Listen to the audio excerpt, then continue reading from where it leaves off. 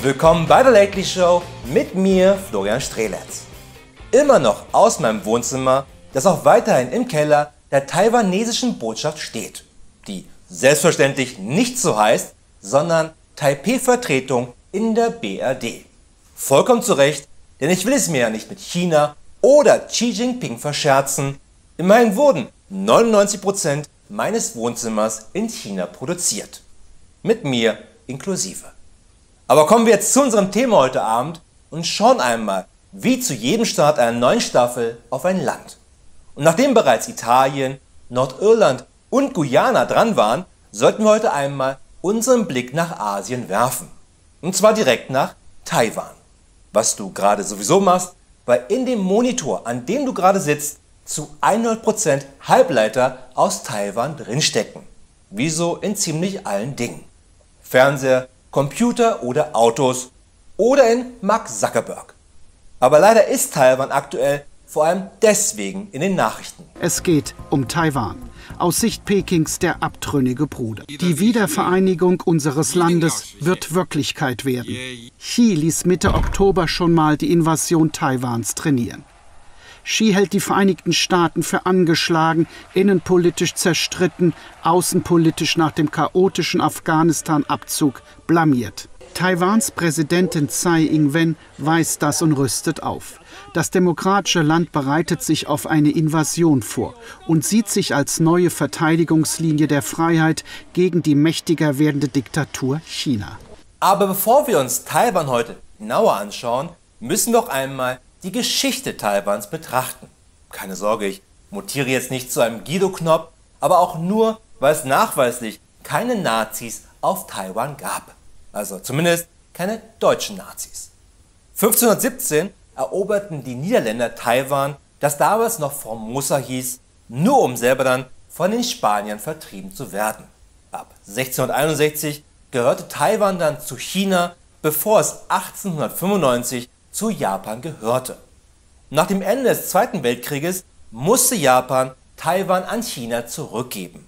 Jedoch kämpften zu dieser Zeit gerade zwei Gruppen um die Herrschaft in China selber.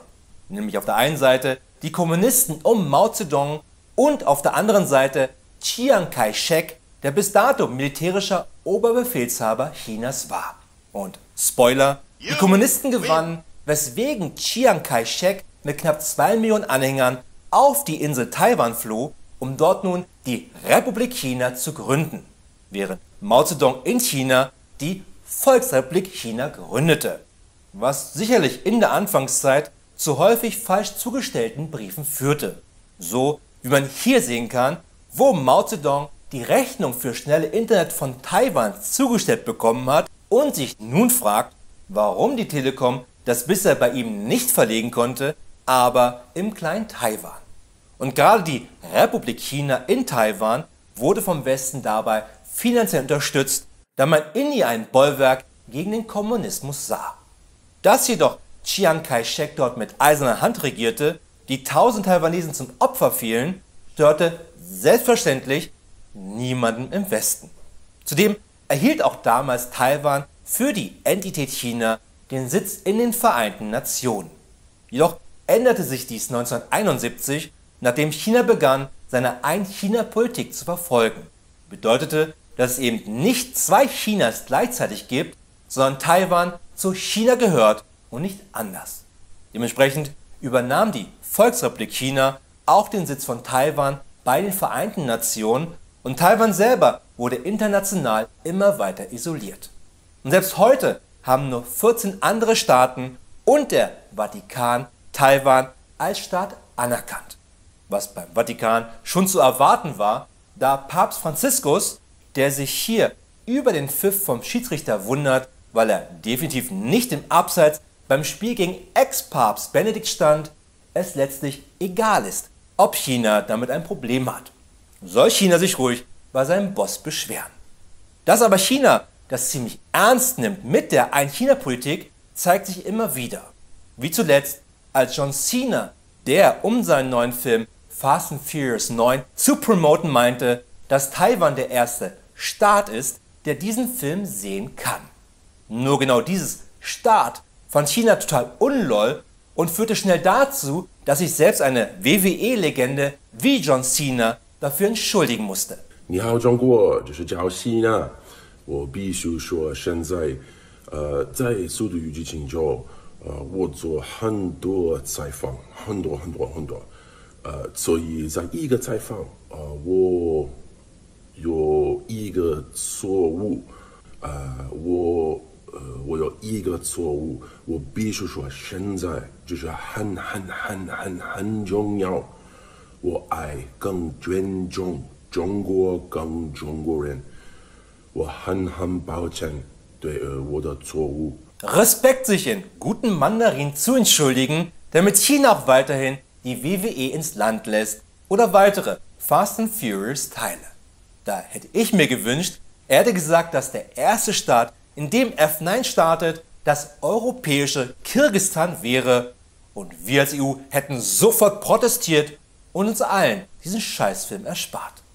Aber auch Modelabels sind schon in die Einpolitikfalle getreten, wie Gap und Dior, die jeweils China als Landmasse auf ihre T-Shirts gedruckt, aber Taiwan vergessen hatten, weil so viele Wanderarbeiter Chinas auch mal gerne Dior abends im Bett tragen. Oder als die US-Fluggesellschaft United Airlines auf ihren Online-Auftritt alles beseitigen musste, was auf Taiwan als Land hindeutete, was jetzt Buchungen nach Taiwan etwas erschwert hat. Guten Tag, ja, ich möchte gerne einen Flug buchen auf diese Stelle im Wasser, die bestimmt nicht Taiwan ist. Oder als 2019 der damalige US-Sicherheitsberater und Teilzeit-Walross John Bolton zusammen mit der Madame Tussauds Wachsfigur des Finanzministers Steven Mnuchin eine Pressekonferenz hatten und diese Karte hier im Hintergrund zu sehen war. Wer findet den Fehler? Genau, China ist rot, Taiwan weiß.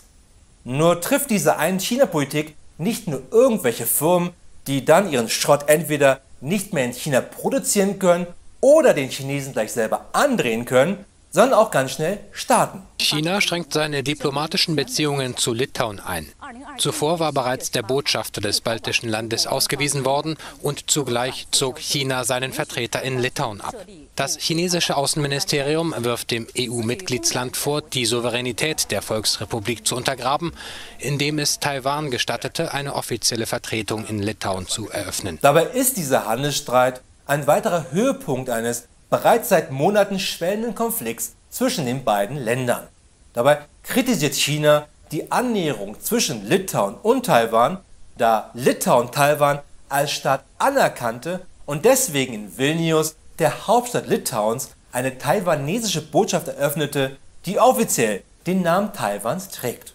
Für China ein Affront, weshalb das Land bereits im Sommer seinen Botschafter aus Litauen abzog und es gipfelte darin, dass China den kompletten Handel mit Litauen ausgesetzt hat, der jedoch nur gerade 1 Prozentpunkt des litauischen Exports ausmacht, was aber auch total unloll war von Litauen, ein demokratisches Land einfach als ein solches anzuerkennen. Wo kommen wir denn dahin, wenn das alle machen würden? Vermutlich zu der Situation, wo China selbst das Höschen vor Angst langsam nass machen würde, wenn alle sich auf die Seite Taiwan stellen und so mit dem Teeny China auch mal Grenzen gesetzt würden. Zudem dürfen wir eines bei der ganzen Sache nicht vergessen, was Taiwan selbstständig geschafft hat, nämlich nicht nur das totalitäre Regime von Chiang Kai-shek 1975 zu überwinden, sondern es danach auch schaffte, eine eigene, starke Demokratie zu entwickeln, ohne dass die USA einmarschieren mussten. Und diese taiwanesische Demokratie ist nicht etwa eine so langweilige Demokratie wie bei uns, sondern eine ziemlich lebhafte, wie dieses Video aus dem Parlament von 2013 zeigt. In Taiwan hat der Streit um ein neues Atomkraftwerk eine Prügelei ausgelöst. Im Parlament gingen Abgeordnete aufeinander los, andere bespritzten sich mit Wasser. Dabei ging es um die Frage, ob nahe der Hauptstadt Taipeh ein 4. Atommeiler entstehen soll. Die Opposition hat Sicherheitsbedenken, weil es immer wieder Erdbeben gibt. Die Regierungspartei dagegen fürchtet Probleme bei der Energieversorgung, falls das Projekt eingestellt wird. Einfach nur fantastisch. Ich hätte mir schon immer gewünscht, dass Olaf Scholz auch mal genauso auf Angela Merkel losgegangen wäre, wie damals Franz Josef Strauß auf jede Alkoholflasche. Oder Peter Altmaier auf jedes kalte Buffet. Und diese lebhafte Demokratie hört eben nicht im Parlament auf, sondern geht bei den Taiwanesen selber weiter. Als zum Beispiel 2014 die damalige Regierung um Ma Ying-jeou, die pro China war, ein Handelsabkommen mit China ratifizieren wollten, ohne dieses im Parlament zu besprechen. Was ich verstehen kann, wenn man keinen in die Fresse haben will. Nur sollte dieses Handelsabkommen sicherstellen, dass die gesamte taiwanesische Wirtschaft von China ohne eine Hürde komplett übernommen werden könnte. Deswegen bildete sich die sogenannte Sonnenblumenbewegung, der vor allem Studenten und junge Menschen angehörten und die sogar das Parlament besetzten und damit sicherstellten, dass dieses Handelsabkommen niemals ratifiziert werden konnte. Was wiederum dazu führte, dass Ma Ying-jeou 2016 abgewählt und Tsai Ing-wen die neue Präsidentin wurde, die seitdem einen Kurs fährt, der letztlich auch die Interessen aller Taiwanesen widerspiegelt.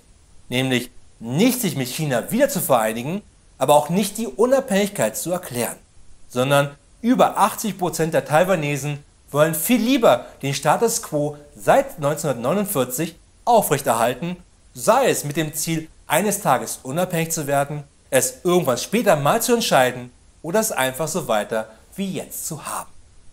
Warum? Weil das aktuell der sicherste Weg wäre.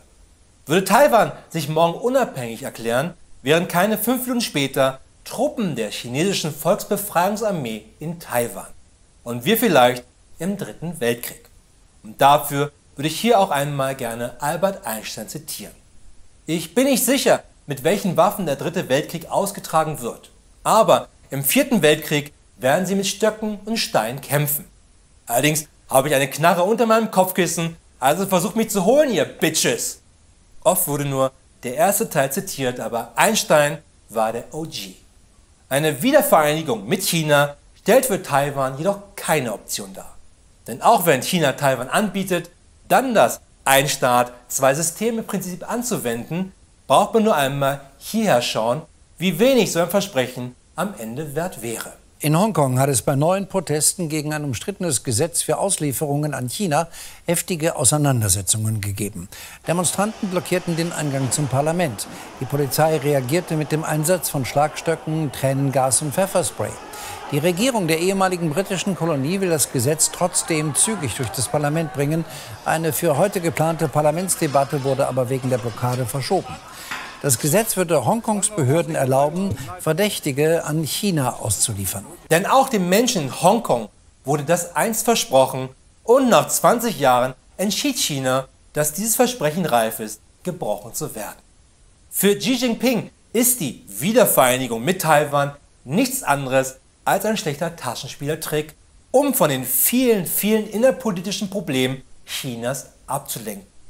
Taiwan muss man vielmehr bewundern, weil sie es eigenständig geschafft haben, ohne ausländische Hilfe ein totalitäres Regime zu überwinden. Das haben selbst wir tollen Deutschen nicht geschafft. Vielmehr könnte das eine Blaupause sein für viele andere Länder, die heute noch einen Diktator haben, aber morgen vielleicht nicht mehr, sondern selber eine Demokratie entwickeln. Und ja, ich schaue dich dabei an, Alexander Lukaschenko. Ein Typ übrigens, der sich nicht nur als letzten Diktator Europas bezeichnet, sondern bei dem es verboten ist, ihn von hinten zu fotografieren, weil man ansonsten eventuell seine Glatze sehen könnte, was man auf den Bildern von vorne definitiv auch schon erkennt. Oder an den 5 von der Seite über die Glatze gekämmten Haaren. Aber dass wir auch hier wieder ein Kotau machen vor China, ist nicht zielführend, da man so sogar China fast schon einlädt, die Sache in die eigenen Hände zu nehmen. Denn was soll passieren? Was passierte, als Wladimir Putin Teile der Ukraine annektiert hat? Was passierte, als China Hongkong mit Gewalt an sich herangezogen hat? Ein paar Sanktionen. Wow, das würde China wirklich hart treffen, wo wir fast alles in China herstellen lassen. Dass Taiwan seinen Status quo mit China nicht verändern will, ist vollkommen verständlich. Aber dass wir nicht bereit sind, unseren viel schlechteren Status quo mit China mal zu verbessern, ist eigentlich nur unverständlich. Wie? Dass Alexander Lukaschenko echt glaubt, nur weil man ihn nicht mehr von hinten fotografiert, niemand seine doch recht sichtbare Glatze sieht. Das war's wieder von der Show für heute, aber keine Sorge, wir sehen uns wieder in einer Woche, dann mit einer neuen Ausgabe der Lately News. Bis dahin eine gute Nacht und viel Glück da draußen.